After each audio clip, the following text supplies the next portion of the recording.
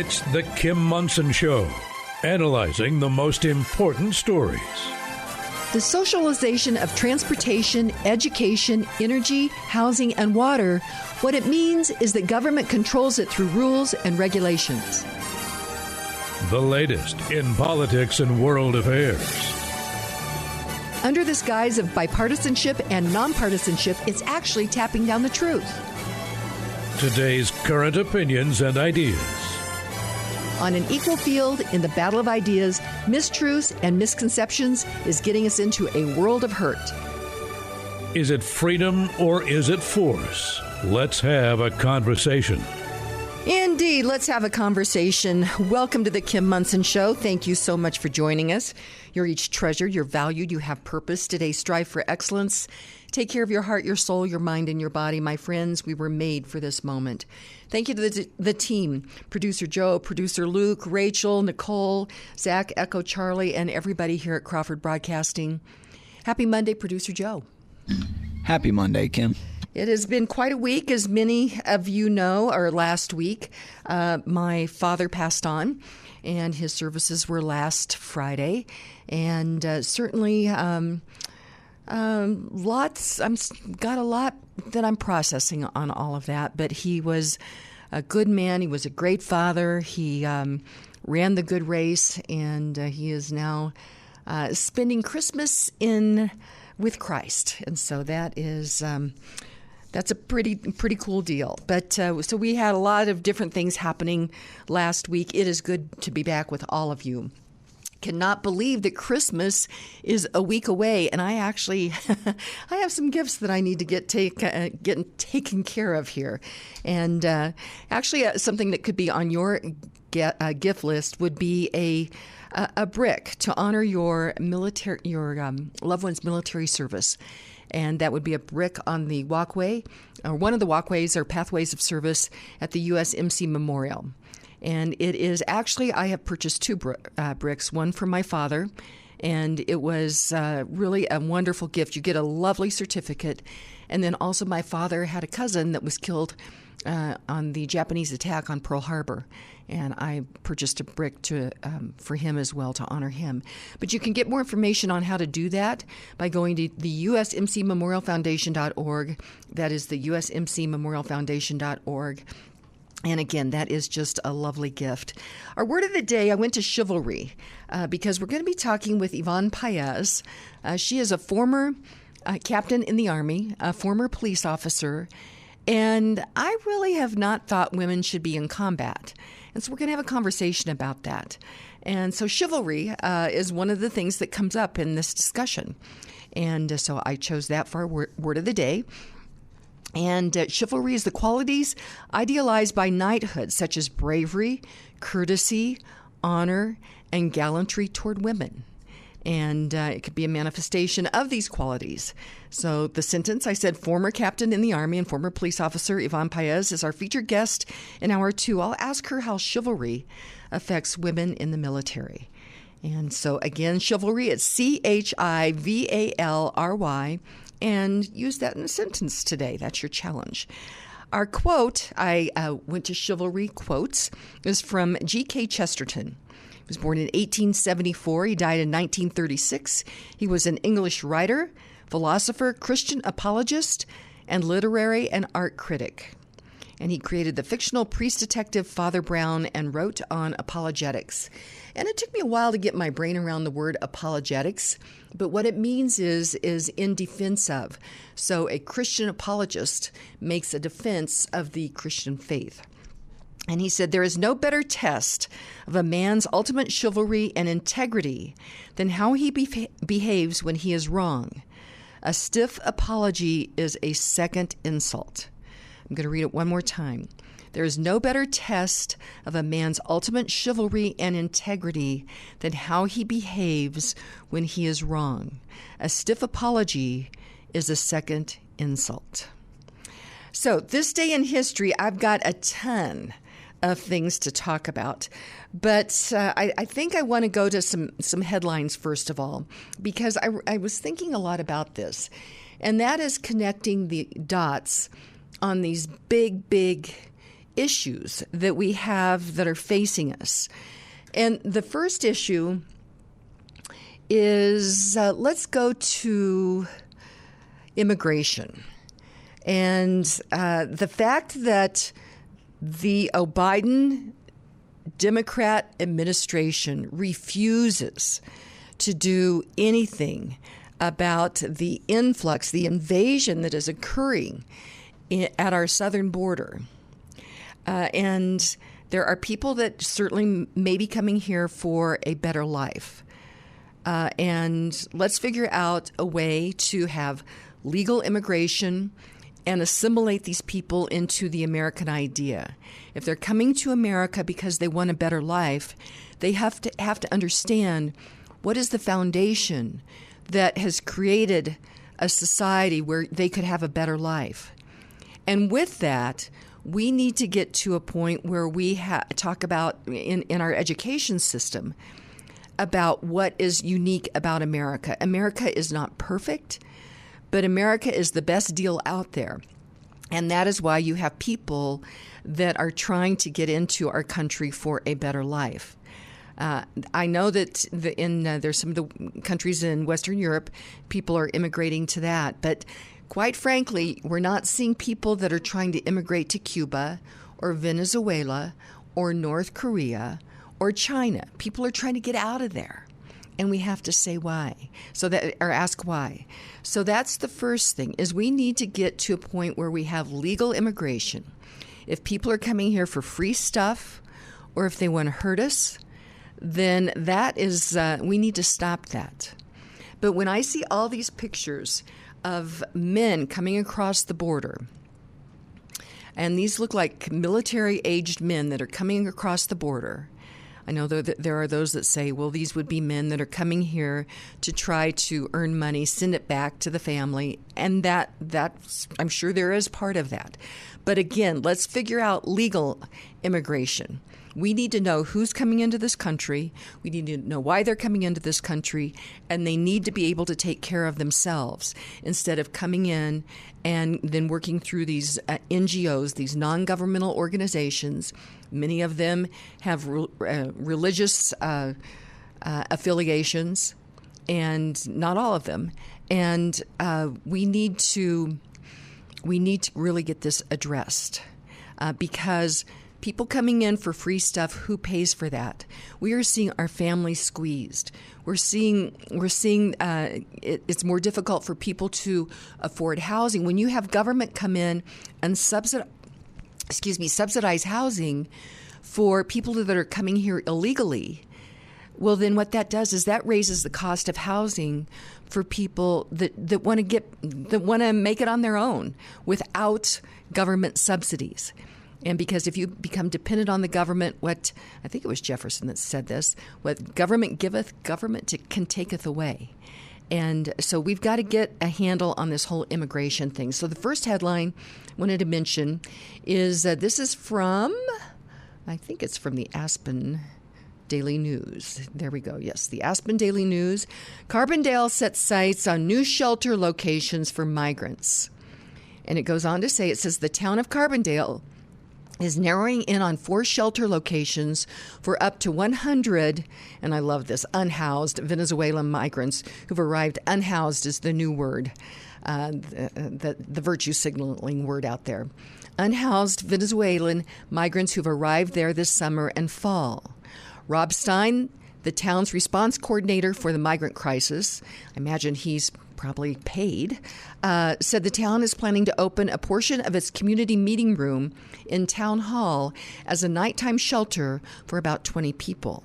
Stein said the town also is working to finalize a shelter arrangement for an additional 20 people at a yet undisclosed location starting January 1, as well as a shelter for women and families at a 4th yet undisclosed location. Just think about how much this is costing. Since the town will also continue using the 3rd Street Center as a shelter for the winter. 3rd Street shelter operation was initially planned to be temporary, but the center has since agreed to extend its arrangement and will reduce its number of occupants from 60 to around 45. Town manager Lauren Gister said on Tuesday that more than 140 migrants have been identified in Carbondale, though not all of them have since stayed in the valley. And it says migrants have been sleeping in cars and tents. Where'd they get the cars and tents? Near the Highway 133 bridge before the 3rd Street Center opened as a temporary shelter. Starting in November, the town began looking for a place to shelter migrants through March 2024. And then Stein said the town is hoping to open its town hall space sometime next week. And it will be open for nights only. My friends, this is not going to work. And what I think, the other thing that I am concerned about is having military-aged men that are now being disseminated out throughout our country into all of our different neighborhoods, as we've seen this push on affordable subsidized housing in all of our towns, our cities, our neighborhoods. We don't know who's there. And so that is a real problem. So that's the first headline that I wanted to hit. The next one, and I do want to say thank you to Laramie Energy and Caris Oil and Gas for their sponsorship of the show, because we've got to go on the offense. Affordable, reliable, efficient, and abundant energy from oil and gas and the petroleum derivatives, the different products from that, powers our lives. We're blessed with that, and it fuels our prosperity. And at the local, county, state, and national level, they are going after this industry that, again, is providing affordable, reliable, efficient, and abundant energy that powers our lives. And it's almost like death by 1,000 cuts. I was talking to somebody this last weekend from California, and they could not believe the price of gas here right now. We have I saw something $2.19 the other day. And gas is so much more expensive in California, in other states. And so there's money that is taken right out of people's pockets because of that. And the whole goal is to try to push people out of their personal vehicles. That is the goal. And so anyway, it says, this is from CPR. It says Colorado sets new regulations on gas-powered lawn tools, and clean air advocates say that does not go far enough. And it says Colorado regulators. Let me get my date here. Okay, this is December 15th, so this was just this last Friday. Colorado regulators gave preliminary approval to new limits on gas-powered lawn and garden equipment on Friday, but the rules fall far short of ambitious proposals pushed for by some local governments and air quality advocates.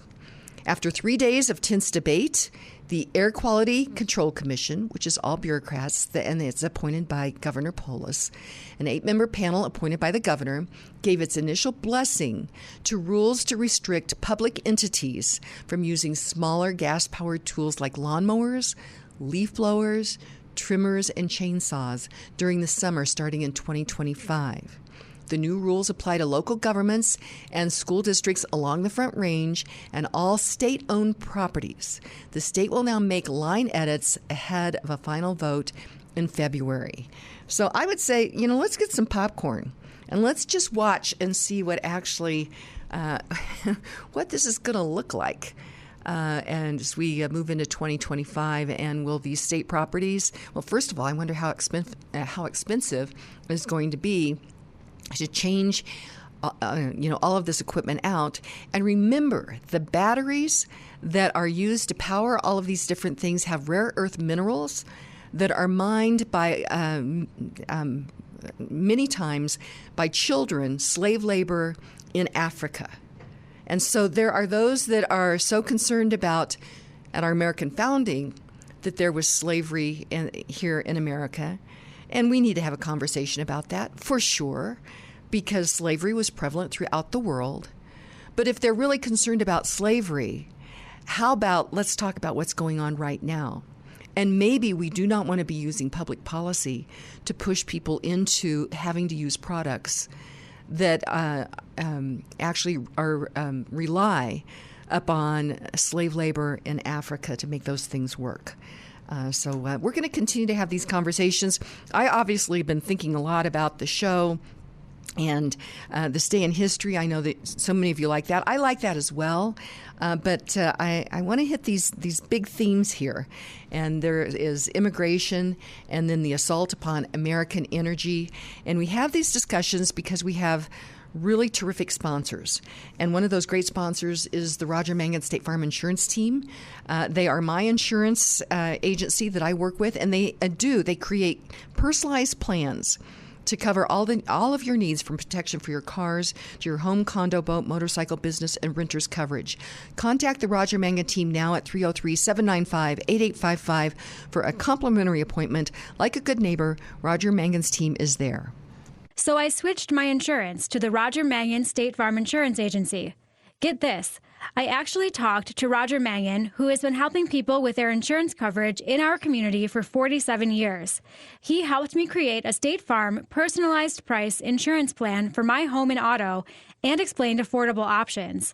For personalized service and peace of mind that you are working with a team that cares about you and your family, call Roger Mangan now at 303-795-8855. Kim highly recommends the Roger Mangan State Farm Insurance Team. Again, that number is 303-795-8855. Focused and wise marketing is essential for your success, especially during tough economic times. If you love The Kim Monson Show, strive for excellence and understand the importance of engaging in the battle of ideas that is raging in America, then talk with Kim about partnership, sponsorship opportunities.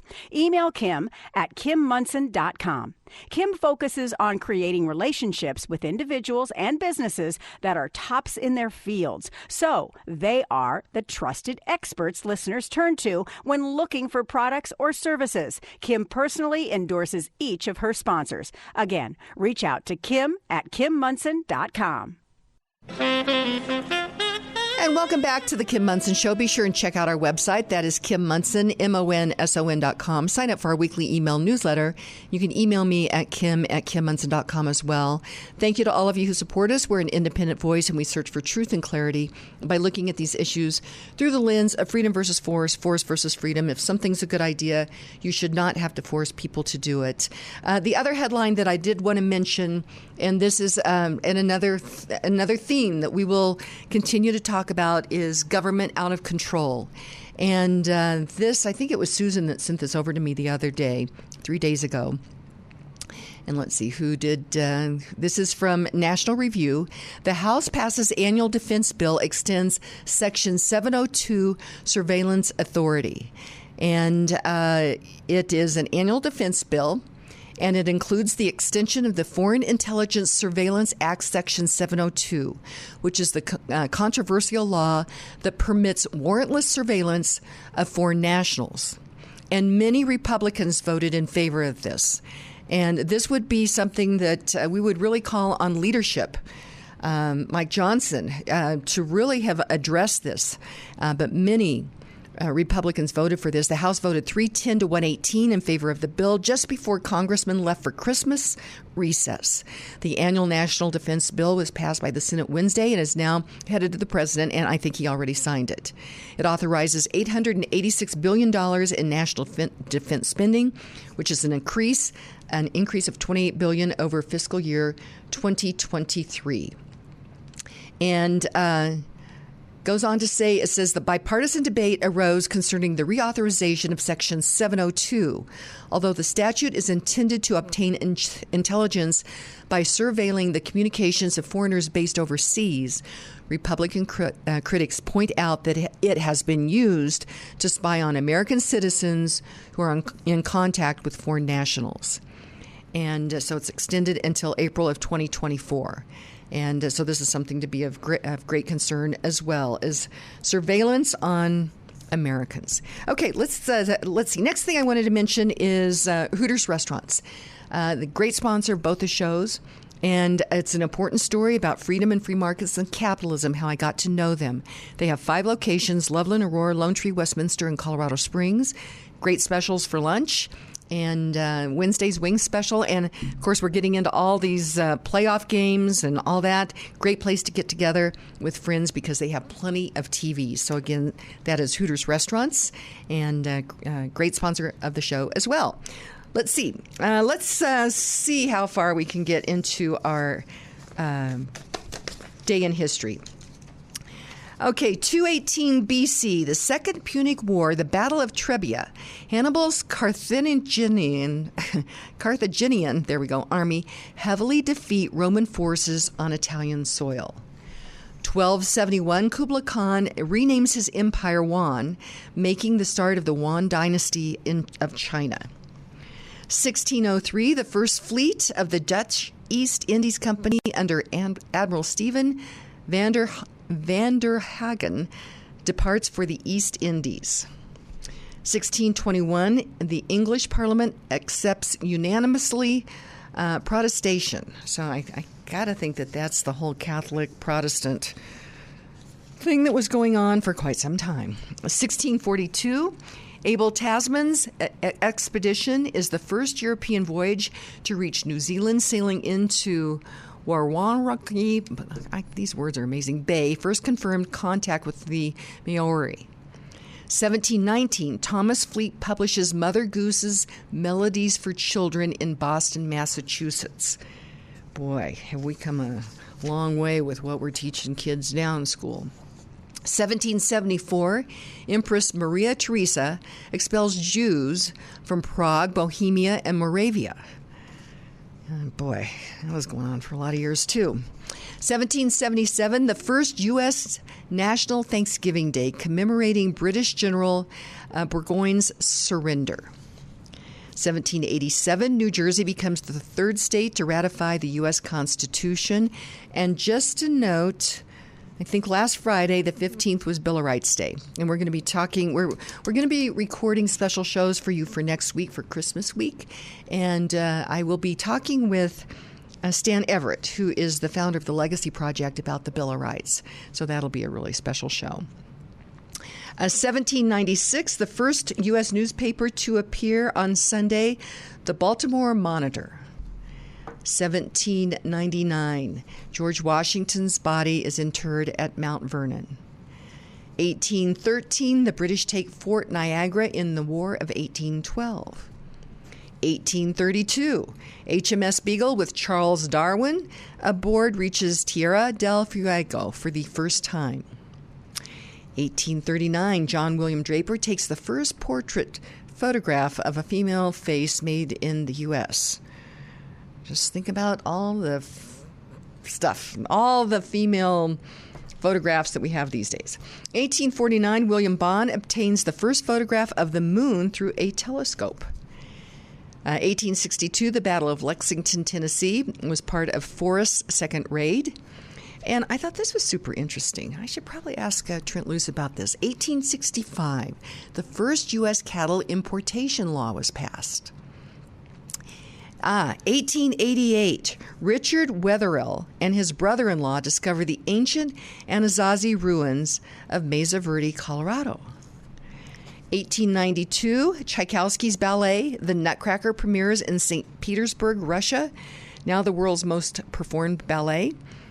And I was talking with somebody about The Nutcracker. It is a beautiful ballet. However, it's something that maybe I will see every 5 years, because the Battle of the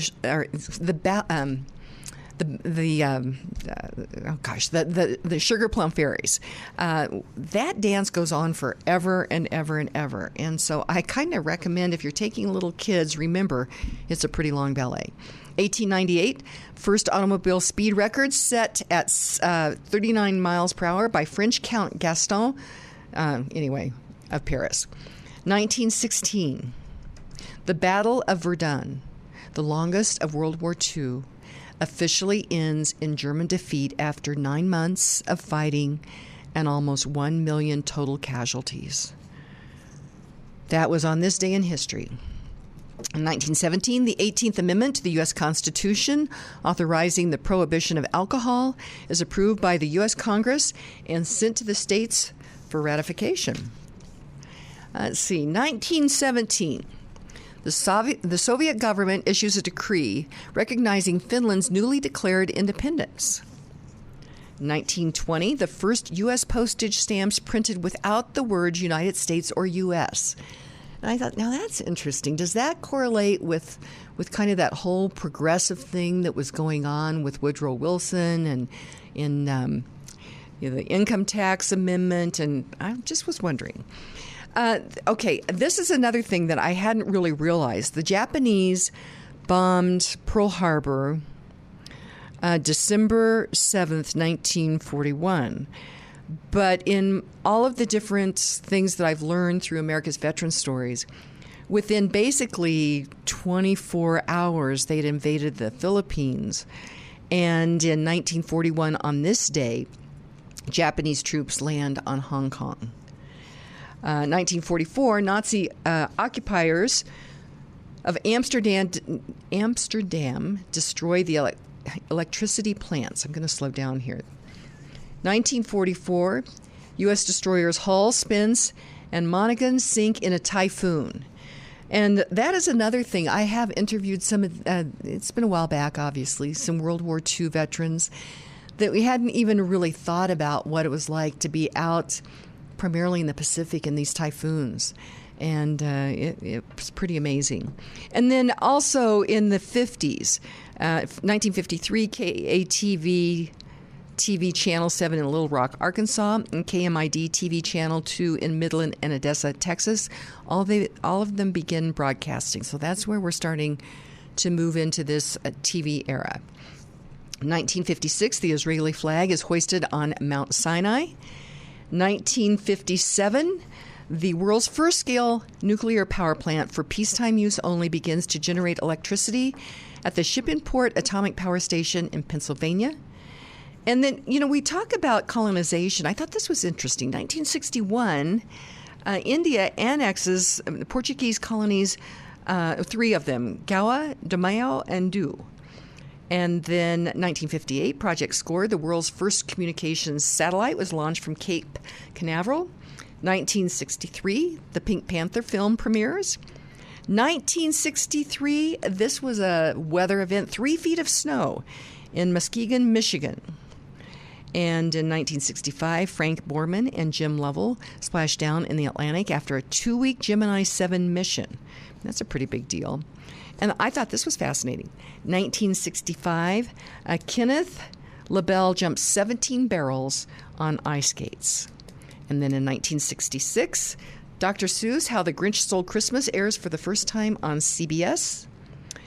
1970, the Polish uprising fails. I've got a whole bunch more of these that I don't think maybe I'll get to some of them in the second hour.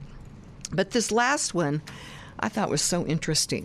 1971, People United to Save Humanity, PUSH, was formed by Jesse Jackson in Chicago. And we now move over to where we are in 2023, moving into 2024. And I had a discussion with some younger people this last weekend. We were talking about the World Economic Forum. I talked earlier in the show about this attack on American energy, this attack on reliable, efficient, affordable, and abundant energy. And we realized that these folks are really extinctionists. They're doing things that is going to make it difficult for humans to thrive and prosper.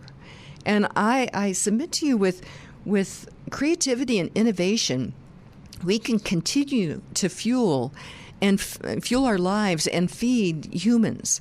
And Jesse Jackson, I've always looked at him as part of that radical activist component that's taken over the Democrat Party that really doesn't care that much about humans anymore. But in 1971, he formed PUSH, People United to Save Humanity.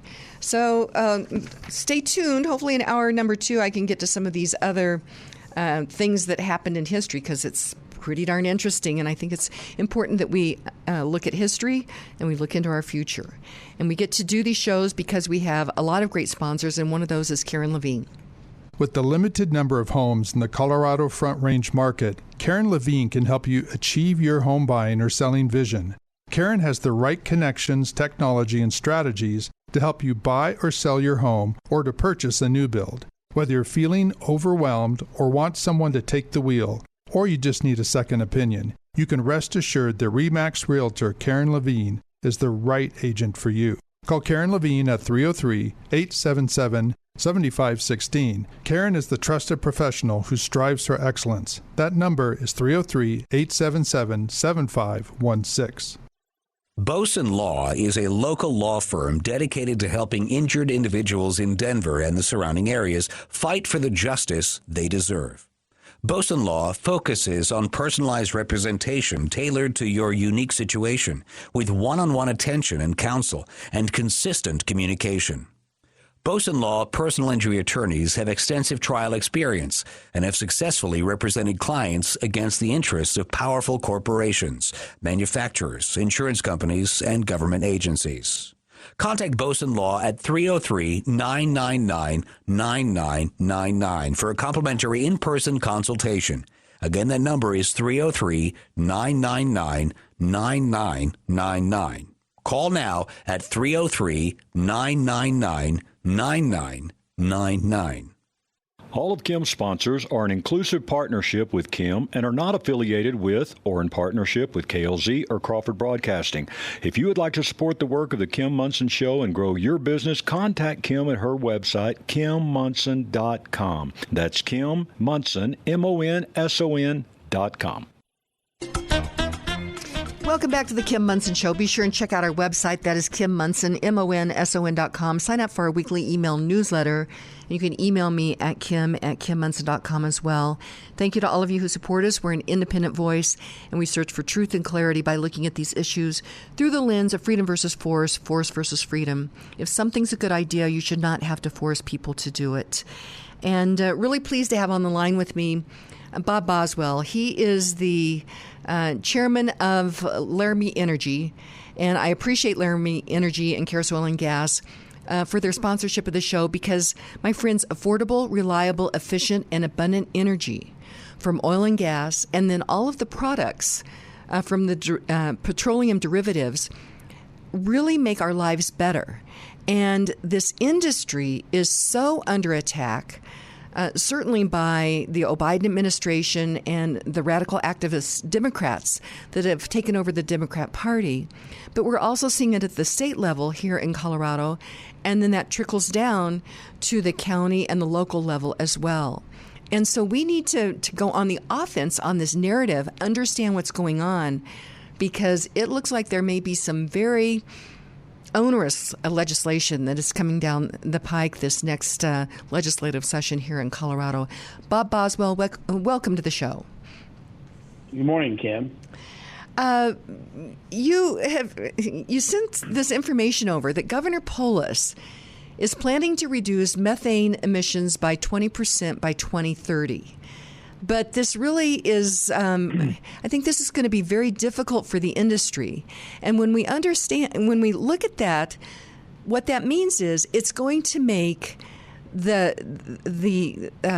power, the energy that people use to power their lives, to power their prosperity, to make that more expensive, which is going to make it more difficult on everyday Coloradans and everyday Americans, correct?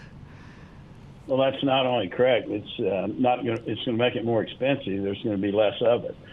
This legislation proposed is really directed at the compression and processing side of the natural gas business, and they're trying to create unrealistic goals. They're very expensive goals. Simply, that'll drive companies out of business, and when that occurs, there'll be less supply. So it's going to increase the cost of energy to the public, but more than that, it's going to drive a lot of smaller companies in particular out of business and make Colorado less attractive for oil and gas development, gas in particular, for even the much larger companies. So it's a ill-conceived proposal. It's part of a larger effort on climate change, which is a false narrative, and it's something that they've not been able to prove. And they cite elements that are, frankly, inaccurate. And we see that constantly in the news. We see it in articles that we've got a climate disaster coming. They've been predicting it for 40 years. The latest has been 10 years ago, and it still hasn't happened. And what we've seen is normal climate ranges and cycles nothing climatic, no trend that says we're going to have a crisis and it's going to be the end of the world and deaths of billions of people. It's just not happening yet. It's being predicted and it's being used as a political foil to try to get really concentration of power at the highest government levels. Well, and I'll make a plug for our documentary, A Climate Conversation. People can see that for free by going to aclimateconversation.com, and then it has broadcast on Newsmax a number of different times as well. And with that, I think one of the big takeaways to understand is that CO2 is plant food. And with more CO2, plants can thrive and prosper, which means we can feed more people. So to your point, Bob, this is a false narrative. Colorado, Bob, I think is at the tip of the spear. It's unbelievable to me, and to see this attack upon American energy. And I was at a Christmas party last night, and a lot of super interesting conversations, but ended up talking with two different gentlemen, and one of them is Jewish, and I think has leaned, his friend said, has leaned, I'll just say he voted for Biden. And but certainly after the October 7th Hamas attack, he's started to look at, I think, the geopolitical ramifications of that. And he was talking about us having aircraft carriers in the Mediterranean off the coast of Israel because there's significant natural gas fields there, I guess, in the Mediterranean. And so I said, I get that. And he says, and we need to protect that. I said, but what about the attack on natural gas and oil and gas here in Colorado and in America? I mean, I said, I find it so curious that we would put an aircraft carrier there and blood and treasure, and I understand that.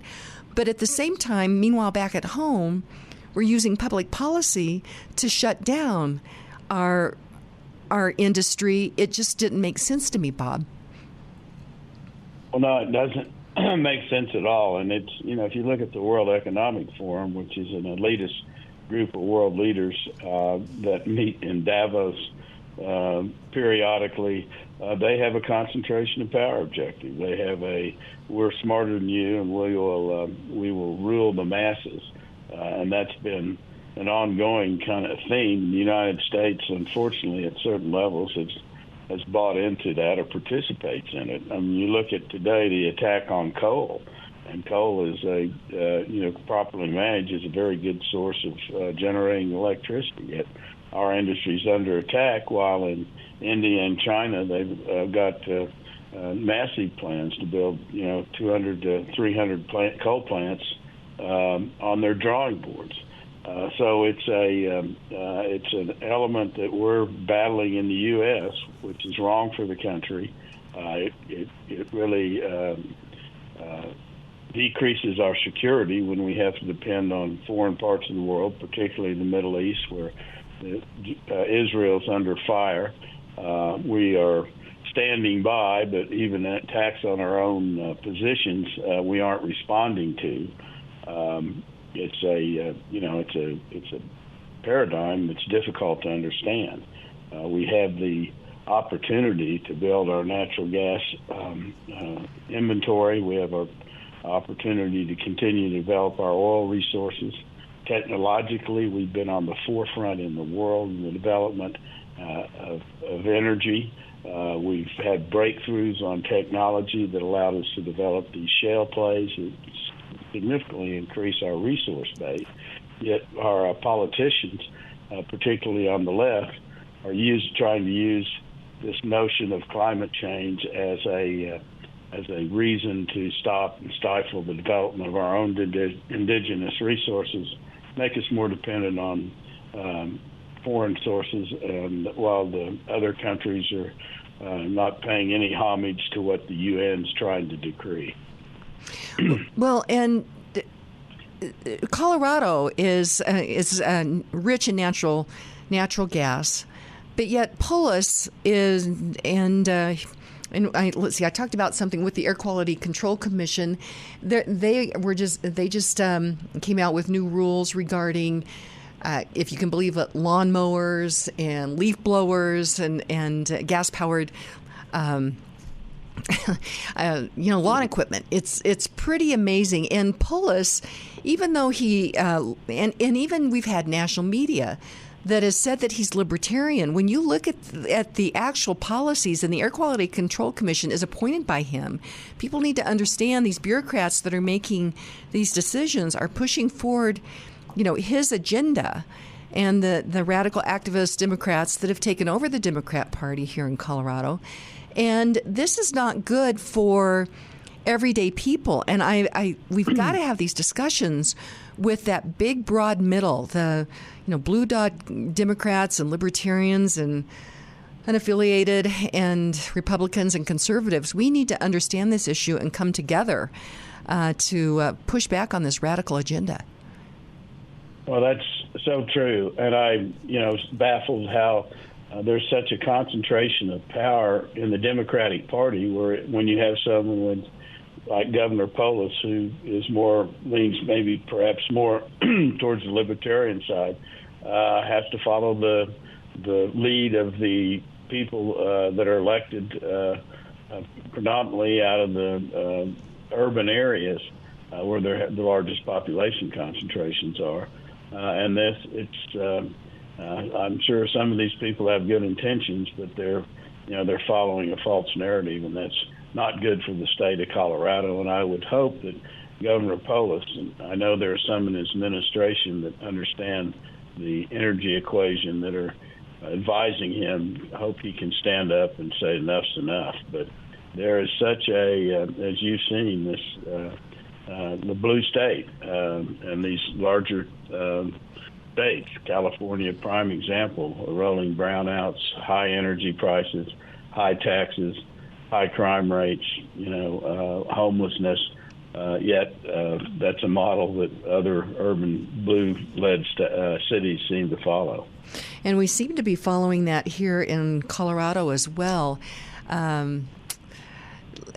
So actually, I had not mentioned this, but Pam Long, she had written an essay for us that we published this weekend, The Best and the Worst of Colorado Politics. And you need I recommend to all you listeners out there to take a look at the image that Zach came up with regarding that. But she talked a bit about crime here in Colorado, and we certainly are we're moving into just definitely being a blue city with crime and homelessness. And we can turn this around, but we have to do it through public policy.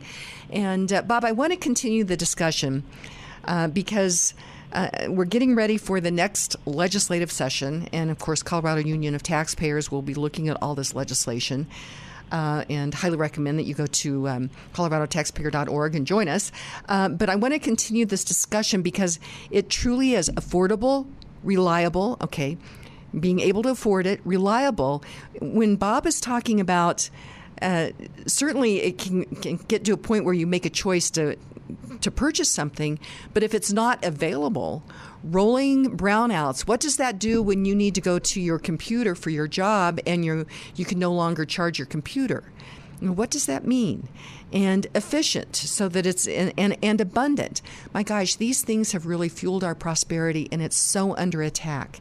And it's so important that we have these discussions, and we get to do this because of sponsors like Lauren Levy. If you are 62 or older, a reverse mortgage could be a great tool regarding retirement and estate planning. It is essential to understand the process.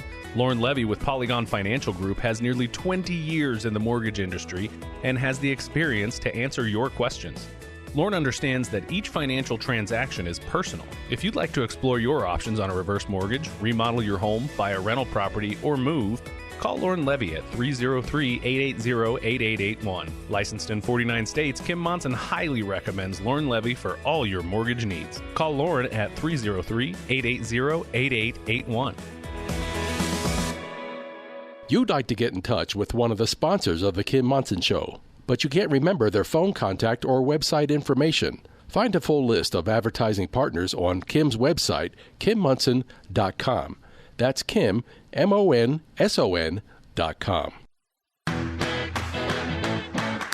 Franktown Firearms staff and customers alike are concerned with your safety and ability to shoot well, and that comes from the sense of community that they foster at their shop. The staff doesn't work on commissions from sales, so there won't be any pressure to buy what you don't need. They host events like Ladies' Night every first Friday and a Tactical Fun Night every third Friday because they value their community and they understand that selling the most expensive product doesn't help you learn to shoot. Your money goes further at Franktown because they'd rather you to be self-sufficient with what you already own and be proficient in using it.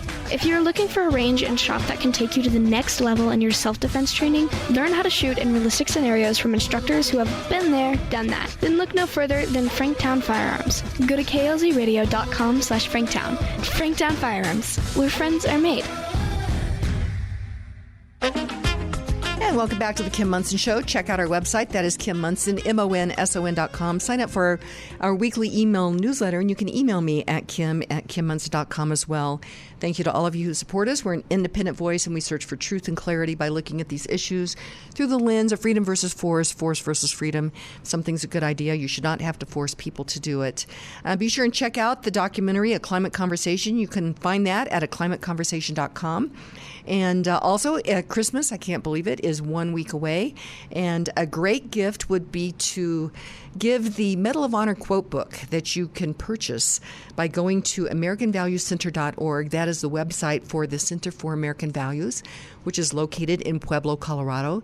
And the Center for American Values is nonpartisan, and it's non-political. It's focused on honoring our Medal of Honor recipients, keeping their stories alive, and then they're putting together great educational programs to instill in ourselves and our children these values of America, of honor, integrity, and patriotism. So more information, AmericanValueCenter.org. And again, thank you to Laramie Energy and Karis Oil and Gas for their sponsorship of the show. Bob, you had mentioned to me or sent me an email that there could be maybe up to 5 different pieces of legislation proposed this next legislative session that would make it more difficult for Coloradans and Americans to have affordable, reliable, efficient, and abundant energy. Can we talk about any of those, or are those still just you're just getting snippets of that, or what do you know about all that?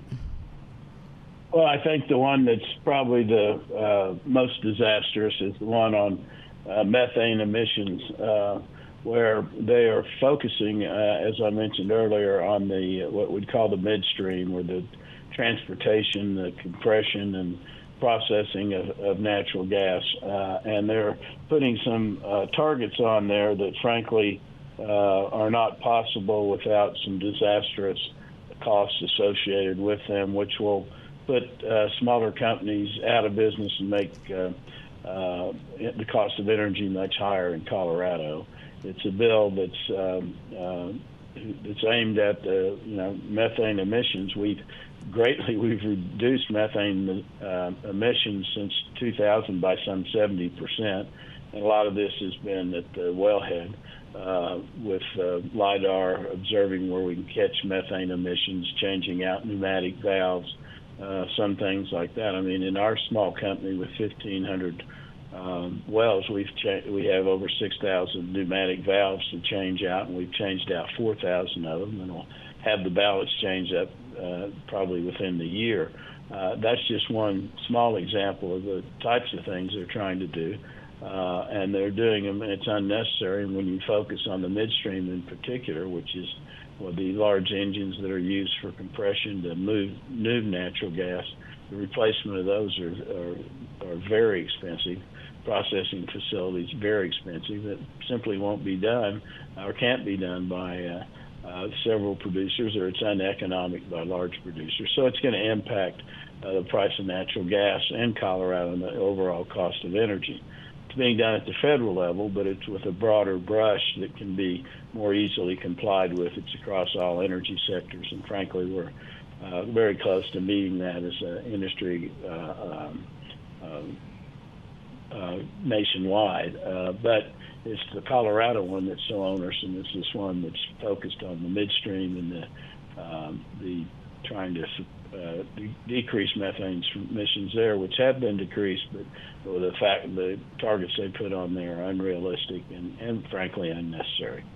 So it really is about control of the industry, and then in control when government gets involved in something. Typically, the price goes up, the supply goes down, and normally the quality is compromised as well. Question, because I've had conversations on this other side on the CO2 pipelines, which there's a lot of government incentives for these CO2 pipelines, but there's got to be methane probably involved in compressing that CO2. Yes, or I mean, I know that's not on your industry, but I'm just thinking about over here, government is saying, hey, we want to compress CO2 and we're incentivizing these pipelines, but there must be some kind of methane production in doing that. Yes, no, or do you know? Yes, of course there is. It's the same thing in the movement of natural gas or transportation through pipelines. Something's got to power that, and today the most realistic is the use of gas compression. You can do electric compression, and that's expensive, but it can be done on these newer projects. But where does the electricity come from? And it certainly doesn't come from wind and solar to any significant degree. I think we're probably at 6 or 7% on wind and solar as renewables. We could get as high as 11 in the next several years. But beyond being about 20%, just the unreliability of the sun and the wind to continuously generate electricity, much less store it, and the grid not being sufficient to transport it. It's unrealistic to think that the sequestration of CO2 is going to be powered by anything other than probably natural gas-fired engines. So do you think, Bob, that because the public policy is pushing this CO2 pipelines and this compression, would whatever tools are being used to compress that CO2, I'm trying to figure out, is there natural gas regulations over here, but there would be no regulations over on the side regarding CO2 compression and whatever methane that is emitted from that? I think that's what I'm trying to ask. Is there playing favorites on this or non-favorites? It's a political narrative, CO2 sequestration. I've mentioned before that the Earth dies at less than 10% or 100 million MCF or 100 parts per million. Parts per million of CO2. Today we're at 400. The Earth is at its greenest at 1,000. So this whole idea of CO2 sequestration being done predominantly in the U.S. And incentives to get that done, but that means it's costing taxpayers. So again, it's a false narrative. They're trying to push a political agenda, not necessarily going to result in more expensive energy in the U.S. But we can do it. I mean, we can do carbon sequestration. There are certain reservoirs that will take CO2, and we can put CO2 back underground. But it's like, why would we want to if CO2 actually, increases plant growth, and of course that's food for people. It's like, why would we? It's all political, from what I can see on that, Bob. So we're going to be getting ready for the next legislative session, and so first of all, we need to shed light on what is happening here. But what could everyday people? This seems daunting to Coloradans. What can we do regarding these potential things that would really, make it more expensive and maybe even limit our being able to go after, our hopes and dreams and our prosperity? Well, I think the only thing we can do is exactly what you're doing, Kim, is try to inform people, let people know what the realities are of the use of fossil fuels, the importance in our everyday lives. I mean, it's the elimination of fossil fuels is not even possible, much less desirable, but the public needs to know that. We're up against, people who are more on political ideology, not science-based, and best we can do is try to inform people so they can make the right decisions. But we're seeing it already manifesting itself. These policies not necessary, resulting in higher cost of the American public. And there's been a whole slew of policy decisions brought in by the Biden administration that have really been exactly the wrong things to do. What they're doing at the border, resulting crime, the allowing terrorists to come into the country, fentanyl, all these things have been, people should be able to see these. And the same with energy, with the brownouts, the higher cost of electricity, the higher cost of transportation fuels. Those are all things the public can see and experience, and unfortunately sometimes it has to get to almost a disastrous stage for people to wake up, if you will, and see what's actually happening in the result of these misinformed, ill-conceived policies. Well, Bob Boswell, you and I will continue to shed light on this because we want to protect our American prosperity, and I thank you for all the work that you're doing, and we will talk to you next month then. Great, Kim. Thank you. And again, that's Bob Boswell. He's the CEO of Laramie Energy, and really appreciate his sponsorship as well as Karis Oil and Gas of the show, because we need, I'm an independent voice, and I care immensely about the prosperity of everyday people and being able to go after their hopes and dreams. And so we need to continue to have this discussion. And then we'll be talking about chivalry in this next hour. And so I went to, and this is a really interesting quote by Haruki Murakami. He says, "A gentleman is someone who does not do what he wants to do, but what he should do." So my friends, today be grateful, read great books, think good thoughts, listen to beautiful music, communicate and listen well, live honestly and authentically, strive for high ideals, and like Superman, stand for truth, justice, and the American way. My friends, you are not alone. God bless you. God bless America. And stay tuned for hour number 2.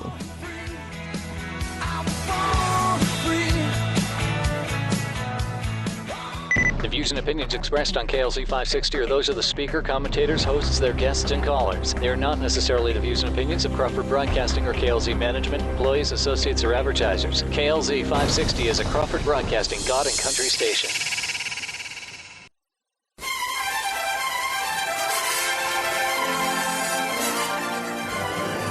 It's the Kim Monson Show, analyzing the most important stories. The socialization of transportation, education, energy, housing, and water, what it means is that government controls it through rules and regulations.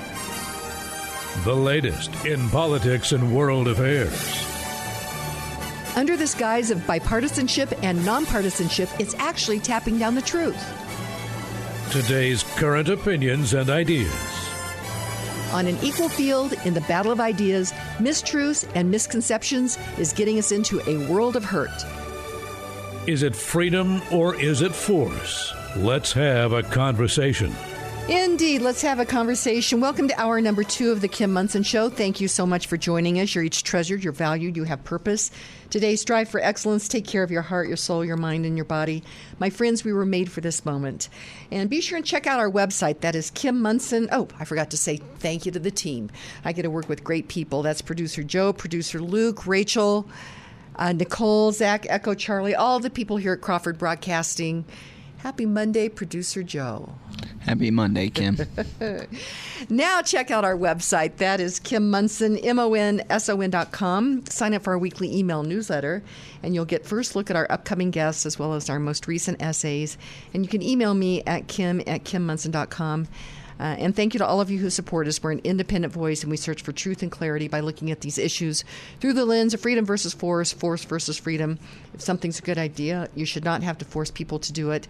And take a gander over at the website to see Pam Long's essay that we published yesterday, and the visual is pretty darn funny. So you need to take a look at that.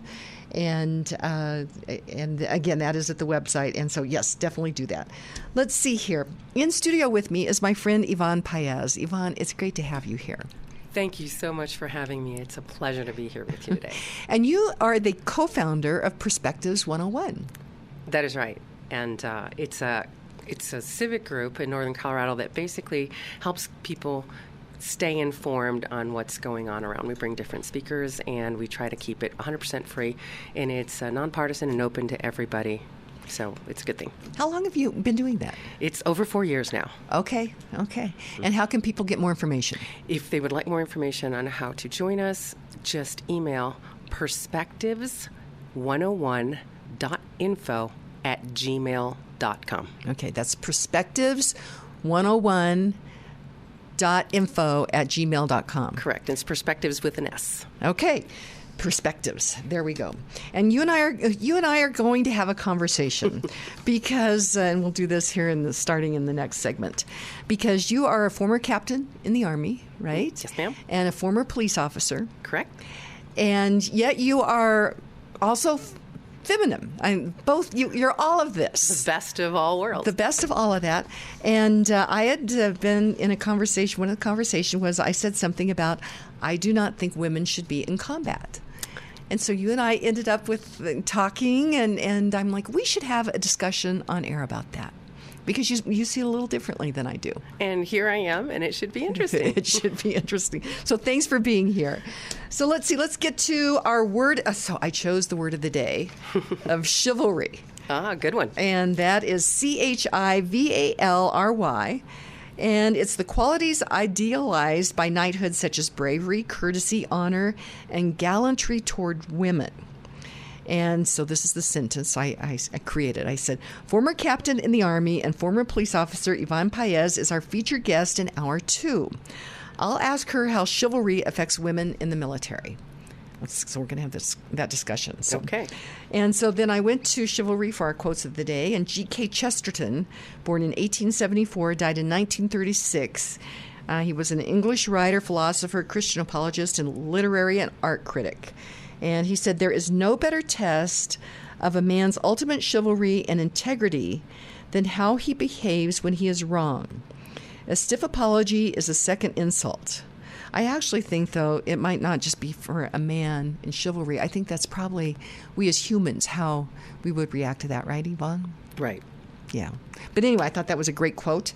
And again, that was one on chivalry. Let's see. Themes that I want to continue to hit on a regular basis is immigration.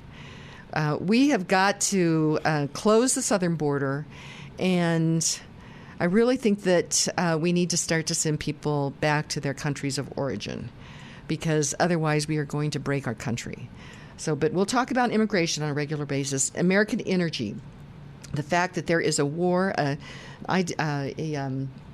policy war on American energy. Ultimately, right now it's increasing the price. But at some point in time, it'll start to affect the supply as well. Of course, crime is out of control here in Colorado. We have out-of-control government. And again, the National Defense Authorization Act that was just passed has in it, it continued this article or something, 702, which allows warrantless surveillance ultimately on Americans. It's not supposed to, but it does, and it has. The homelessness industrial complex will continue to talk about all of these things. But this day in history, there was a lot that was going on. So let's see. 1971, the U.S. dollar is devalued 7.9% in Holland. And Yvonne, you know what happened in 1971? Gold standard. Oh. Isn't that interesting how those two things occurred at the same time? Then 2000, and these are just from 2011, the last U.S. troops withdraw from Iraq, formerly ending the war. 2019, the U.S. House of Representatives votes to impeach President Trump for abuse of power. The vote was 230 to 197, and obstruction of Congress 229 to 198. I was wondering, who's that one person that changed their vote? Yeah. Did you say that today is the day they withdrew from Afghanistan? That horrendous day, that fateful, terrible day when we lost so many. No, this was Iraq, not Afghanistan. Iraq, okay. Yeah. I was like, what were the chances? Yeah, right. When was that? Fall, I think, but yeah. I think it was autumn, yeah. Two other, things in history. What did I have here? Oh, this was... Oh, here we go. 2020, the international body COVAX, established to distribute COVID-19 vaccines to low and middle income countries, announces deals with vaccine manufacturers and method for countries to share excess vaccines. 2020, Moderna COVID-19 vaccine granted emergency authorization by the U.S. Food and Drug Administration. And 2020, on this day, South Africa announces detection of a new variant, COVID-19, called 501.V2, which is driving a second wave of infections. And in 2020, U.S. Vice President Mike Pence receives the Pfizer BioNTech COVID-19 vaccine live on TV. Doesn't that all seem surreal? All of that stuff that was going on. 2020. Let it never come back again. Let it never come back again. Just say no to... Oh, wasn't there a drug program that said just say no? Yeah, there was. So funny it was about drugs, so just say no. Just say no. Okay. We get to do this because we have great sponsors, and one of those is the Roger Mangan State Farm Insurance Team. And a great sponsor of the show is the Roger Mangan State Farm Insurance Team. And Roger's in studio. Roger, what do you want to talk about today? You know, I think it may sound mundane, but it's very important for you as a homeowner to make sure your policy takes care of not the obvious, but also things like service line coverage. If your sewer line collapses between your home and the utilities that are maintained by the municipality, that's somewhere between a $6,000 and a $10,000 bill to dig up that sewer line and replace it. You can buy an endorsement to your homeowners that is somewhere around $10 a month that would pay for that up to $10,000.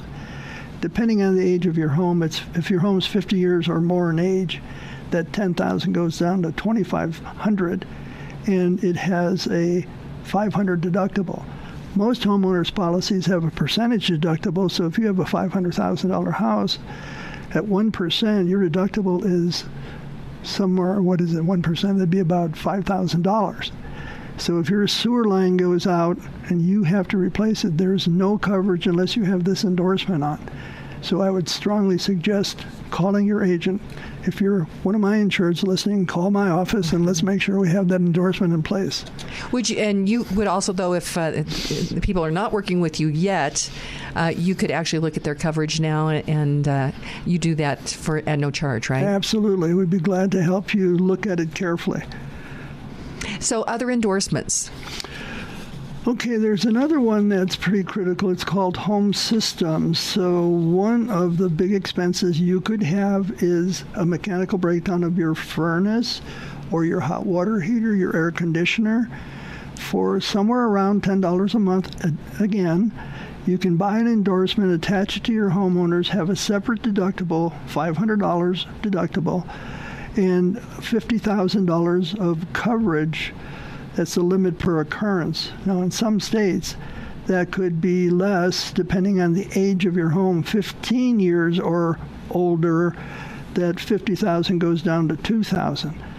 So if you're in a newer home, let's say 10 years old, and the sewer cracks, breaks, the mechanical breakdown occurs, your furnace goes out, or electrical breakdown occurs, your air conditioner goes out, or there's bursting, cracking, or splitting of a furnace, could be a boiler, you would have coverage for that. Okay, any other endorsements that you think people should be thinking about? Well, there is one more, and it's interesting. We never used to do this, but you can actually add an endorsement to a homeowner's policy for loss assessment. Normally those are for condominiums or townhouses. But now HOAs can, of course, back a claim into you as an owner, and you would have to pay your pro rata share. So you could get a $4,000 or $5,000 assessment because there wasn't coverage under the master policy. And that endorsement is $20 to $30 a year. You really need to have that endorsement on homes today because most homes are in HOAs of some type. And to do an assessment on this, what is the best way for people to reach you, Roger Mangan?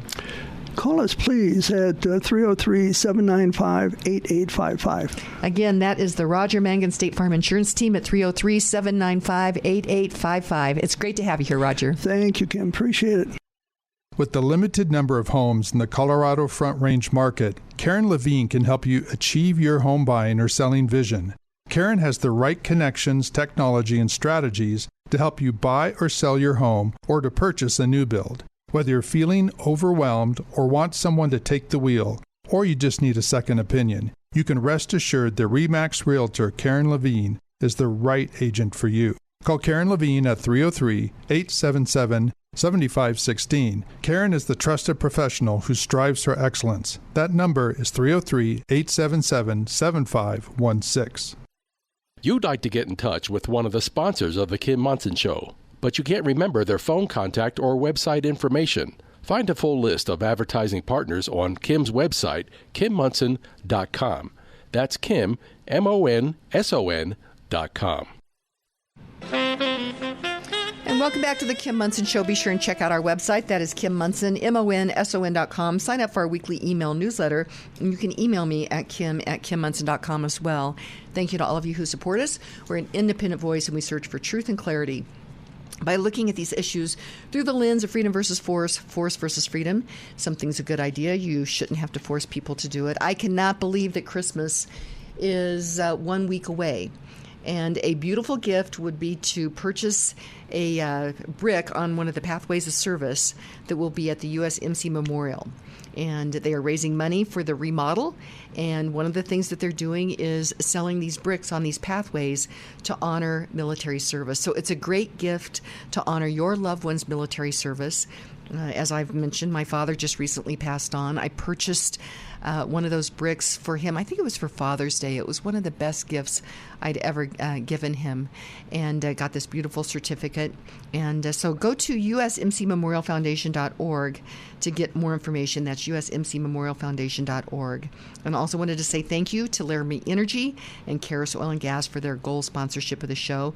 Affordable, reliable, efficient, and abundant energy from oil and gas and the different products from petroleum derivatives helps power our blessed lives and fuels our prosperity. In studio with me is my friend Yvonne Paez, and she is, I just have to say she's something. She is a former captain in the Army, formerly a police officer, but also you're a woman. And so this is a great discussion for us to have, because I made the comment on air that I do not think women should be in combat. And you're like, wait a minute. And I actually got other text messages as well. So I guess, what is a woman? Well, that's exactly where I wanted to start. I mean, you can't talk about women in combat. And it's crazy that we have to do this in this day and age, but if you don't know what a woman is, how can you talk about the next topic, women in combat? So we are going to start from the premise that, women is the old kindergarten cop, the V versus the P. I don't have to say the words on air, but people, I think, know. You're born with a certain anatomy, and you're probably what you want to think and everything are a whole different scenario. So that's the premise we're going to go with the anatomy you were born with. Okay. And because otherwise you start getting off into all sorts of sideshows. And gosh, might be able to define that. Maybe are we wiser than a Supreme Court justice? Okay, we'll let that go. Anyway. But I think another thing we need to do is, when service members in any service, it's really important to address them by their rank and speak to them with professionalism. And a Marine is a Marine is a Marine, and it doesn't matter whether she's a woman or a man. And the same thing in the Army, soldiers are soldiers. So usually I wouldn't be saying a female soldier, a male soldier, because I don't like that. A soldier's a soldier and a Marine's a Marine. But for this discussion, to make the distinction, I will be mentioning that. Okay. So if we go back to thinking, you know what, pretty much in any discussion, the things that immediately come up can pretty much boil down to three basic main themes if we want to keep it somewhat simple, because this could go all over the place. But and one would be, are they physically and mentally capable? And the second category would be, you know, what kind of logistical issues does this cause? Because now everything changes, you know, housing, all that stuff. And I think the third big one is, can men see them as equals? So we'll kind of go down that road and hit those points.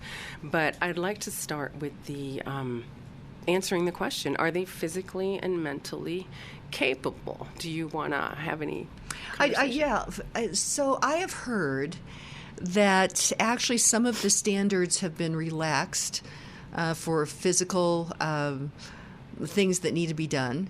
And also, I hadn't really explored the whole mental thing, but I don't think it's a good idea to relax the physical standards. And see, that's the first point we're going to agree upon, because I don't believe on relaxed standards either for the job. So if a certain job requires a certain standard, then that's what it needs, and people have to meet it. And so I agree on that part. But when I was in, there were different standards for the for what we call the APFT, the Army Physical Fitness Test. And those were because they were gauged to different biology and bodies of men and women. So our run time was, we were given a little more time for the run, and we were given a little less push-ups to be able to max the same standard. But the part that I didn't agree with is we also had less sit-ups to do, and I saw those men struggle with the sit-ups. I mean, we're like sitting on our center of gravity, and they have big shoulders, and they're lifting there. So I think that one should have either been equal or reversed in favor of men. Women did not struggle with the sit-ups, but men somewhat did. So standards, you know, are adjusted for a reason, but I wonder sometimes if they're adjusted correctly. Aside from the fitness test, once we're talking about the job, if to do this job you need to lift this many pounds or do this because otherwise you can't do the job, that stuff cannot be relaxed or you cannot do the job. Okay, so as you know, with America's Veteran Stories, and I think I've really thought about women in combat. You know, I've been thinking being in the same, the same foxhole in World War II, and then I think it was Pepe Ramirez who was in. He said that combat has changed from that to some degree as well. Mm-hmm. But okay, going back to relaxing standards, and then the other thing that you're mentioning is there is this acknowledgement then, obviously, by the military that men and women are different. So that would put us over here on the women's sports things where we have men competing and they're calling it trans, but it's men actually competing in women's sports. So the acknowledgement in the military that there's something different, boy, this is a... Right, and in the general, I mean, the standards for qualifying for the Boston Marathon for men are not the same as qualifying times for the women, I believe. So there always has been a recognition that our bodies are different and we don't necessarily, what is a certain effort for women is not exactly the same effort for men. So there's an adjustment there. Okay. So to try and merge these sports and decide you're going to jump the fence and go, as a man, go play women's sports and all that kind of stuff. You don't see a lot of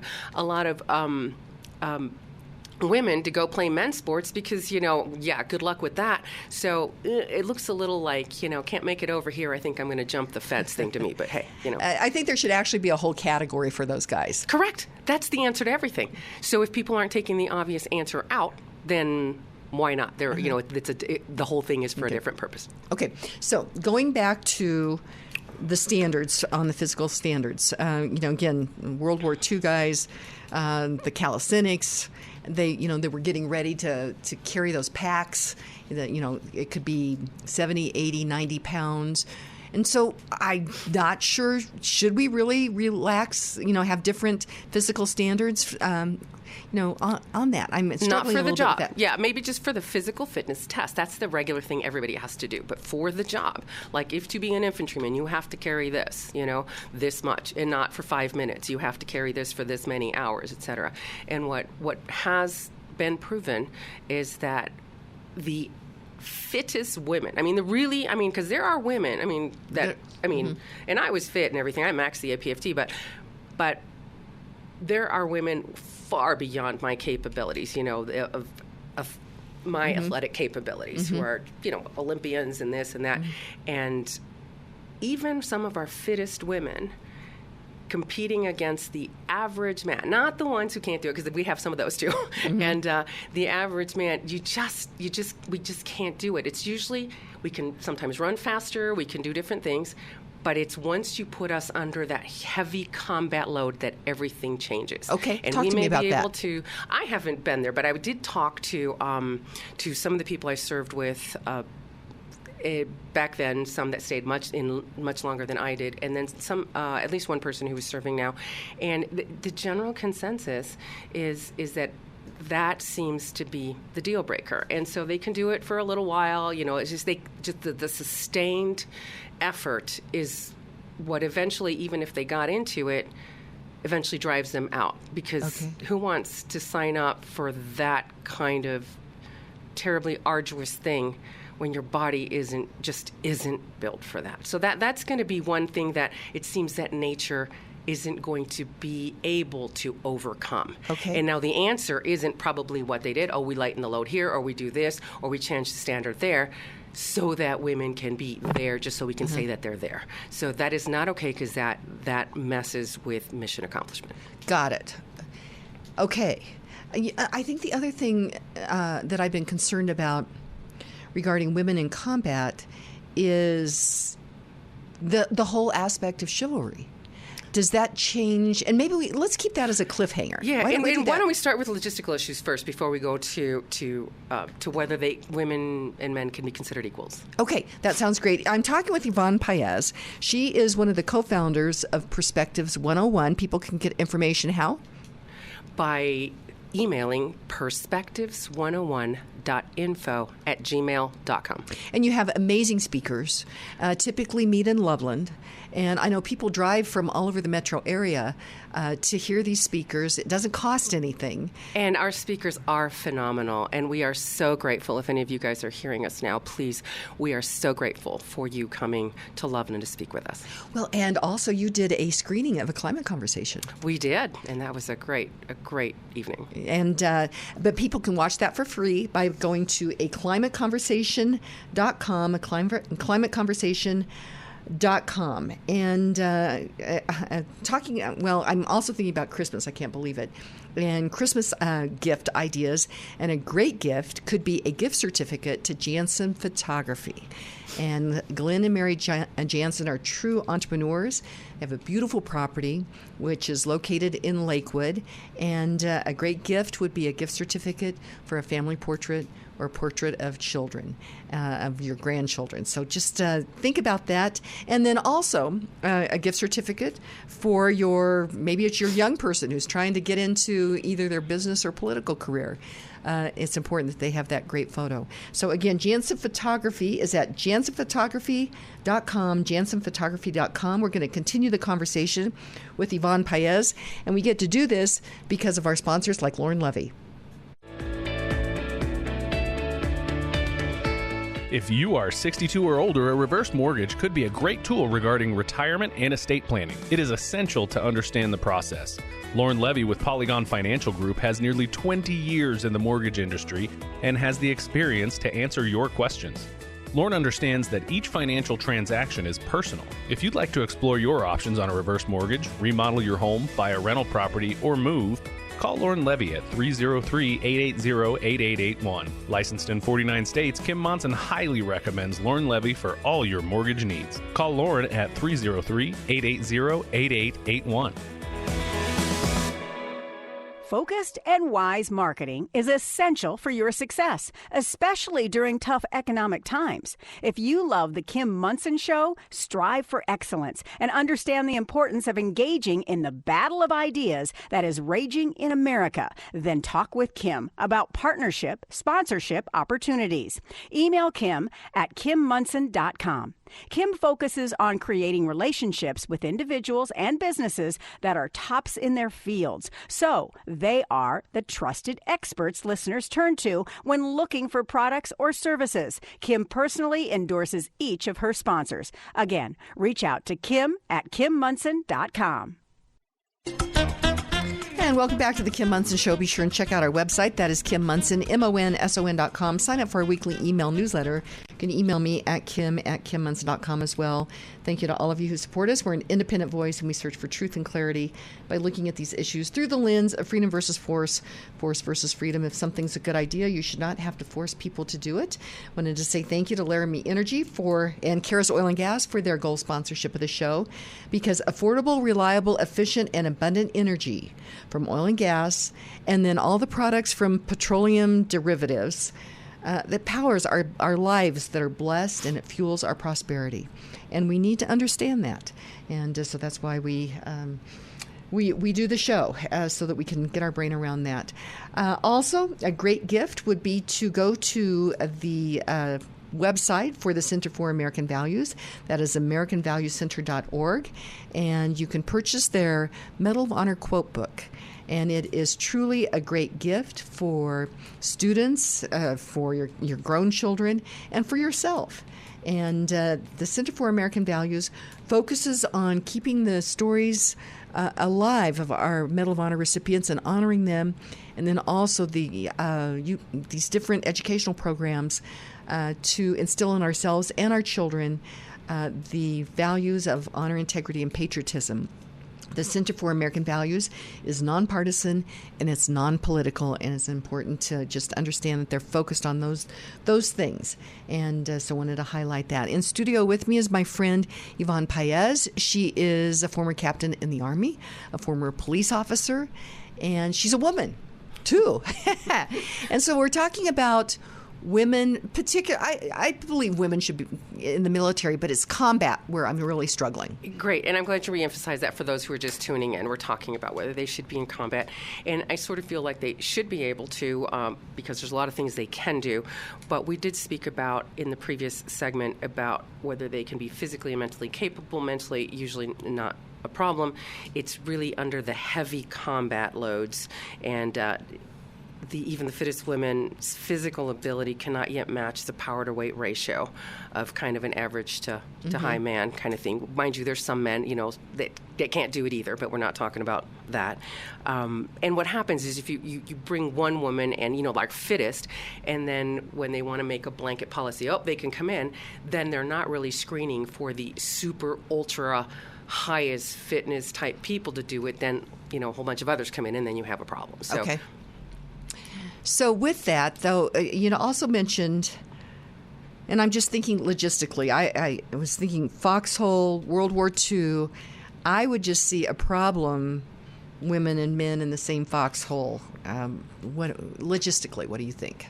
Well, there could be, and, but before we even get to the foxholes, there's the whole thing of if you're going to have them, where are you going to house them? So there's all the housing and everything and what they do and showers and all that other stuff, too, that becomes a problem. But right in the foxhole, per se, for some, it's different than for others. People, that whole human nature and human things you have to do. Exactly. Well, innate, the whole thing may kick in. For others, they're much more mission-oriented, much more, I'm worrying about this, that's the last thing I'm thinking about. But that differs from person to person because human nature is different from person to person. But you're now going to have those factors in there as well. And so as far as the logistical issues, even housing them, where do you put them? Do you house them together? Do you house them separate? That all became an issue as well. And we can talk about that a little further. But now, what about housing?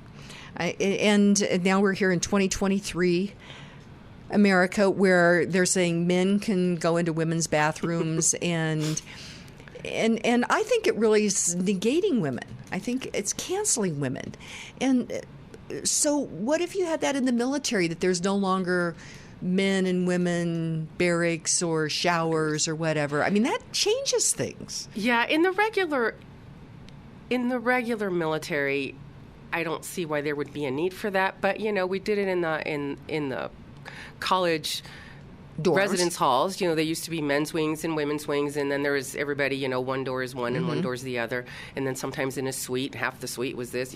So they kind of did that anyway, long before all this came along. Yeah, that's a good point. So it's just it's just how you can best manage the situation. And so when we start talking about, let's move away from like regular military barracks and stuff. So we're talking about the comment, how we're going to do that. Okay. And, you get to the, beyond the FOB, the forward operating base and all that. And, there's no houses, there's no anything. So you put up a tent.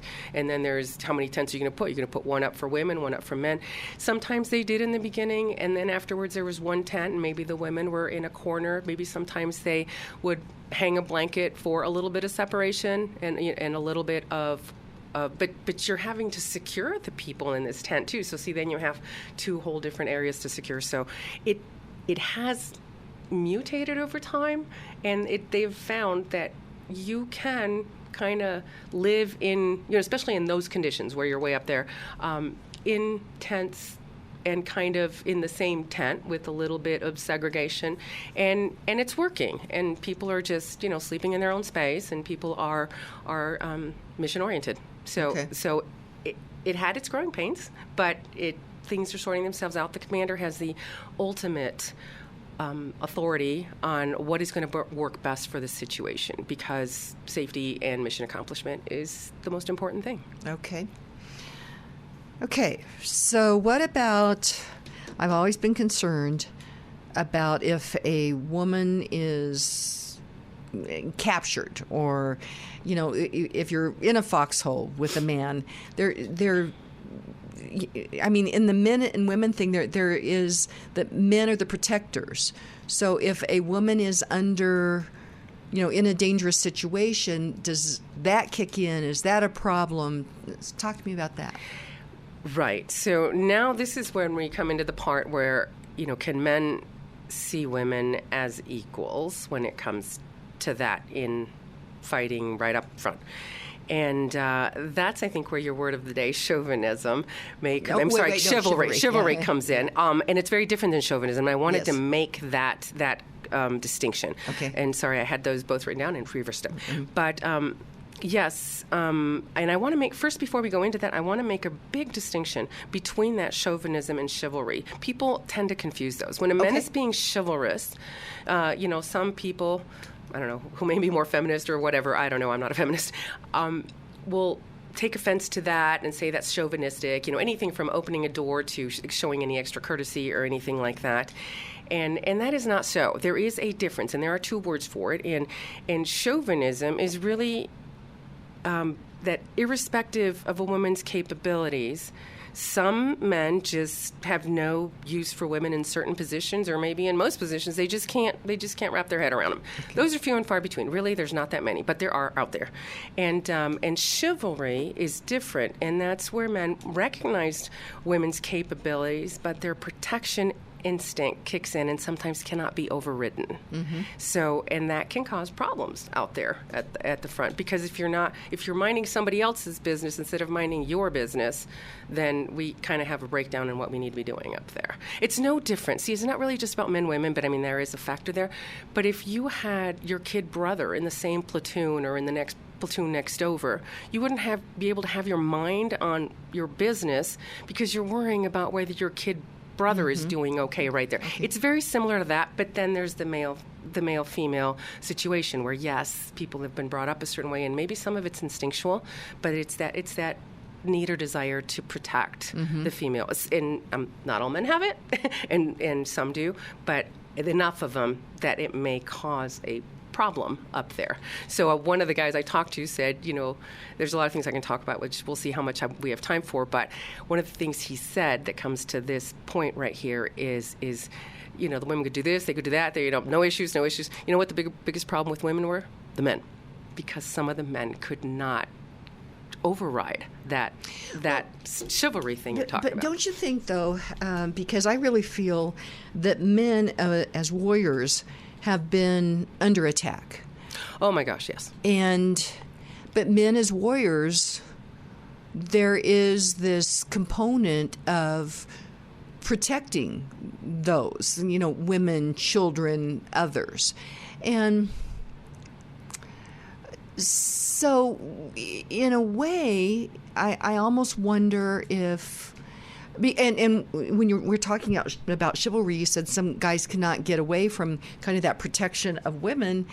And sometimes it's subconscious. They don't even know they're doing it. I know, and I get that. And so, Yvonne, do you think that putting women in combat next to men, a warrior, is a way, because I think there's been this agenda of this attack on our warriors, and I really see it. Oh, I do need to mention one other thing I just realized. This attack upon our men, our warriors, I mean, is this a subtle way to mess with things? Yeah, let's mess just keep with it things. simple.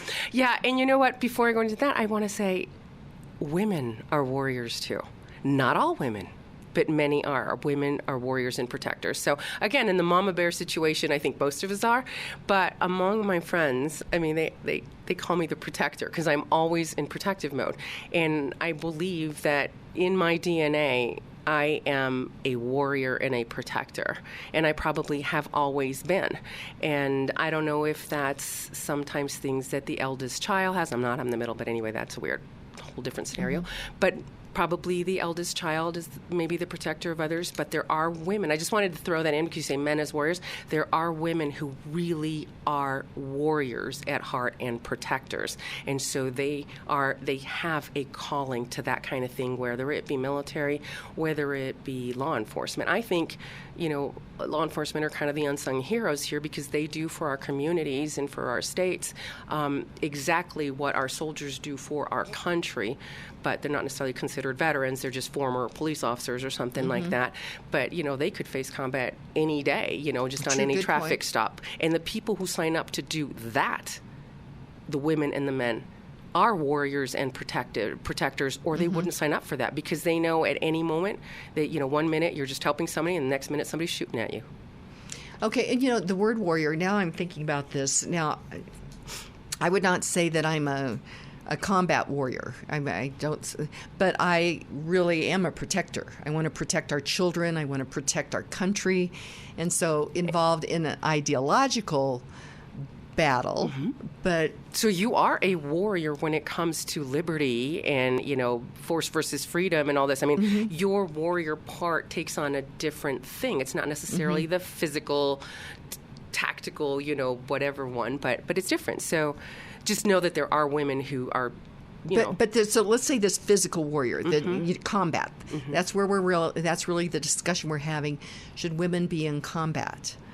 And the couple things that I'm seeing that they're problematic is that combat load. If you're going to the front, okay? Mm-hmm. The other thing we have to consider is that sometimes combat comes to you. So you're going to find women who are in transportation, moving, they're driving trucks or moving equipment or supplies or food or whatever.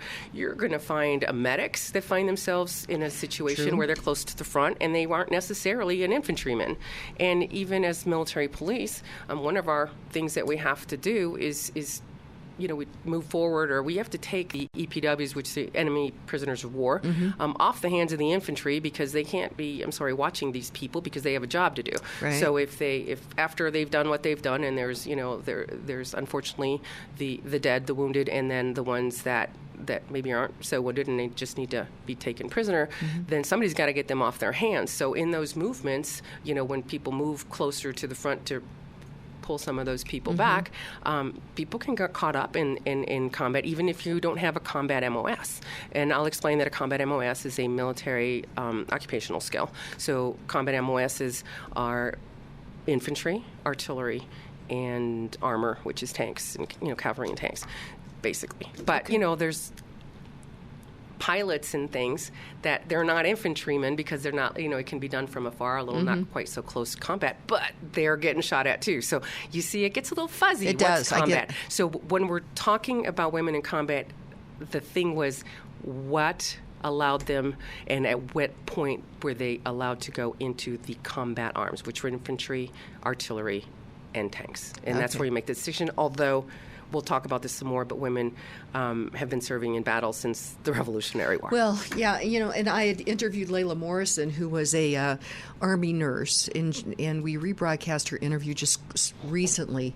And she was a nurse just like right behind the front lines. There you go. So I get that, but I would be very uncomfortable with her, landing on Omaha Beach first wave with a pack. Right, because that is a different MOS. That is a full different training. Now, we're all in basic training, trained in basic soldiering things, but those people specialize in that, and that's what we're talking about, is moving women into those three branches, the three... And so I want to continue the discussion. I think you said it's artillery, tanks, and infantry. That's what it is. Okay. I'm talking with my friend Yvonne Paez, and I think it's also important that we realize we can look at these things differently. Let's have a discussion about it, and that's what we're doing. And we get to do this because of our sponsors, and one of those is John Boson with Boson Law. A recent report notes that the number of children diagnosed with autism spectrum disorder is consistently and dramatically increasing. This is heartbreaking. If your child or grandchild or someone you know has been diagnosed with autism or ADHD following exposure to Tylenol or acetaminophen during pregnancy, call Boson Law at 303-999-9999. Boson Law is a Colorado-based law firm who has been fighting Big Pharma for over 20 years. Call now at 303-999-9999 for a free, no-obligation review of your potential claim. Call now at 303-999-9999. All of Kim's sponsors are an inclusive partnership with Kim and are not affiliated with or in partnership with KLZ or Crawford Broadcasting. If you would like to support the work of the Kim Munson Show and grow your business, contact Kim at her website, kimmunson.com. That's Kim Munson, MONSON.com. Franktown Firearms staff and customers alike are concerned with your safety and ability to shoot well, and that comes from the sense of community that they foster at their shop. The staff doesn't work on commissions from sales, so there won't be any pressure to buy what you don't need. They host events like Ladies' Night every first Friday and a Tactical Fun Night every third Friday because they value their community and they understand that selling the most expensive product doesn't help you learn to shoot. Your money goes further at Franktown because they'd rather you to be self-sufficient with what you already own and be proficient in using it. If you're looking for a range and shop that can take you to the next level in your self-defense training, learn how to shoot in realistic scenarios from instructors who have been there, done that. Then look no further than Franktown Firearms. Go to klzradio.com/Franktown. Franktown Firearms, where friends are made. Welcome back to the Kim Munson Show. Be sure and check out our website. That is Kim Munson, MONSON.com. Sign up for our weekly email newsletter. You can email me at kim@kimmunson.com as well. And thank you to all of you who support us. We're an independent voice, and we search for truth and clarity by looking at these issues through the lens of freedom versus force, force versus freedom. If something's a good idea, you should not have to force people to do it. In studio with me is my friend Yvonne Paez, and I just realized I needed to mention something. I had talked with Scott Powell, who's very involved in watching what's happening with the Monument to Reconciliation at Arlington National Cemetery. And then my friend Russ Haas, who's a fellow board member at Colorado Union of Taxpayers, he's been on this as well. But Lloyd Austin, who is he the Secretary of Defense? I think it is. The renaming commission has said that they need to take down the Monument to Reconciliation in Arlington, and that is they say they want to do that this week. And I know that there is a group that's trying to stop that, to take some legal action on it, and they're in a hurry to try to take that down, which is just beyond belief to me. The Monument to Reconciliation. I mean, what a beautiful thing. Anyway, so we'll try to keep you informed about that. I talked to Scott Powell last week. We're going to be recording something for next week with him for Christmas. So anyway, let's keep an eye on that. Not quite sure. I thought what we should do is put a human chain around it, but I'm not sure how we can get that done right now, Yvonne. It might be a little cold. Yeah, I know. We should, anyway. Doesn't mean we can still do it. We're going to keep an eye on that. But okay, Women in Combat, and you can give us a call 303-477-5600, 303-477-5600. So the three: tanks, infantry, and what's the other one? Artillery. Are women in those roles in our military now? They are. And right before we go into that, I just want to recap from before and let all our male listeners out there, we did make the distinction between chivalry and chauvinism in the previous segment. And for all the guys out there, when you're trying to do a courtesy or anything with any woman, and if they're a little taken aback or they get a little offended about it, you can kindly just say, oh, don't mistake chivalry for chauvinism. Because there is a distinction. I think women don't really know the difference. And if they get mad then well, that's up to them, But one is a courtesy, and the other really is somebody having a true belief that somebody has an inability to do something and you have to do it for them or whatever, or just to put them down. And chivalry is not that. Right. So we as women need to know the difference. And appreciate the difference. Absolutely. And sometimes maybe the men might have to remind us of what that difference is. So, and that's not chauvinistic to do so. It isn't. To inform people is never a bad thing. That's what we do at Perspectives 101, right? Right. So we kind of ended with this, like you said, the combat MOSs, which are infantry, artillery, and armor, which is tanks and cavalry. But it's important to know that, yes, women have been serving in battle since like the Revolutionary War, and well over 100, probably won't give the right number because I saw it and it was a little different in a couple websites, but well over 100 women in uniform were killed in Afghanistan and Iraq. And so that's just kind of since 2019, not 2020, 2011. And so we're talking in the last 15 years, or this century, right? And Iraq or Afghanistan? Iraq, right? Afghanistan and Iraq. Okay. And but the ban on women serving in the combat MOSs, and again, that is military occupational skills, and other combat roles, wasn't officially lifted until the end of 2013. So in 2014, we see that they can now start entering these things. And a whole lot of, I won't get into all the shenanigans that were done to try to get women in there to make those first ones be there and, breach the path for everybody else and stuff.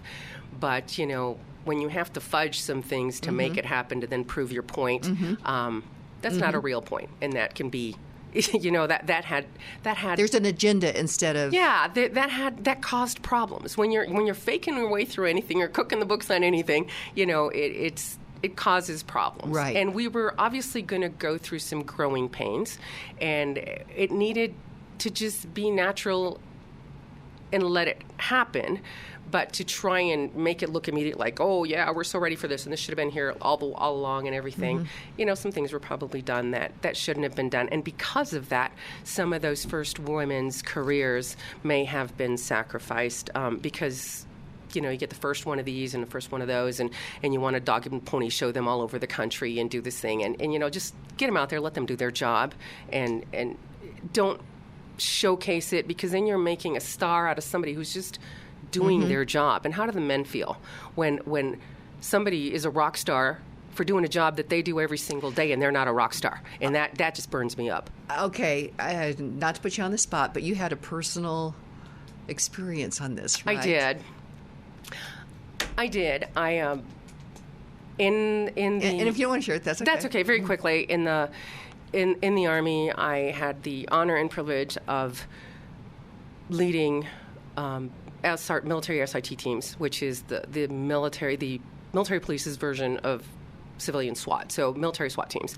And I don't believe back in the day, and I won't give that away, but many, many moons ago when I did that there was that many of them. And I don't know who might have been the first, but I know there was a lot of talk about somebody wanting to showcase that, and I said... showcase women doing this job, right? Right.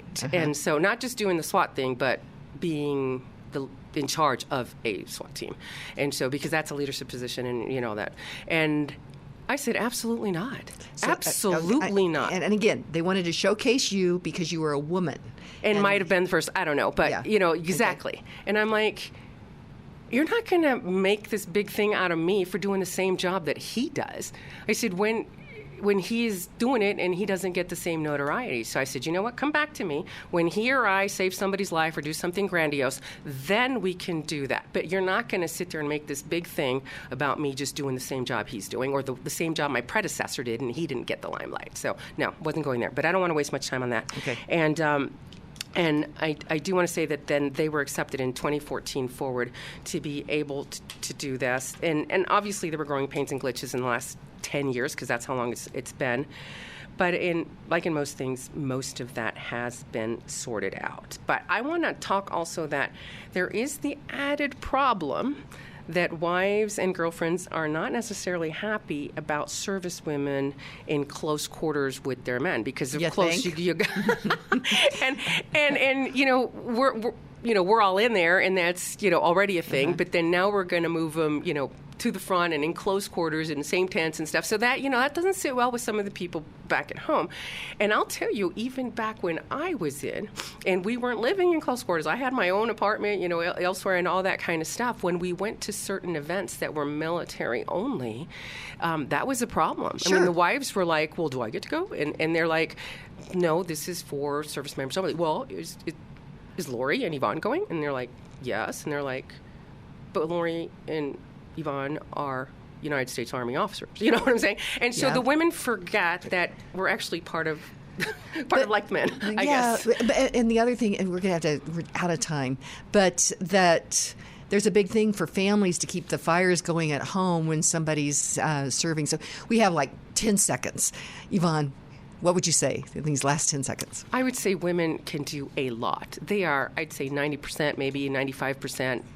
There, we can do all of that. But at the very front, in the infantry, under the heavy combat loads for extended periods of time, I think that is where the major breakdown happens. And then there's that added little thing about perhaps the remaining chivalry that men may always have for women can distract and cause problems and not keep us focused on the mission.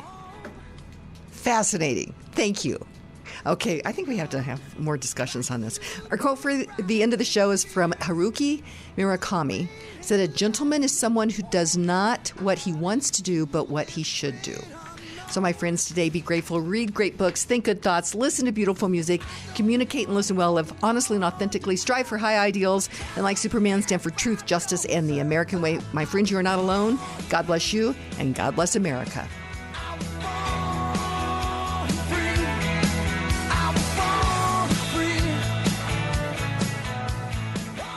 The views and opinions expressed on KLZ 560 are those of the speaker, commentators, hosts, their guests, and callers. They are not necessarily the views and opinions of Crawford Broadcasting or KLZ management, employees, associates, or advertisers. KLZ 560 is a Crawford Broadcasting God and Country station.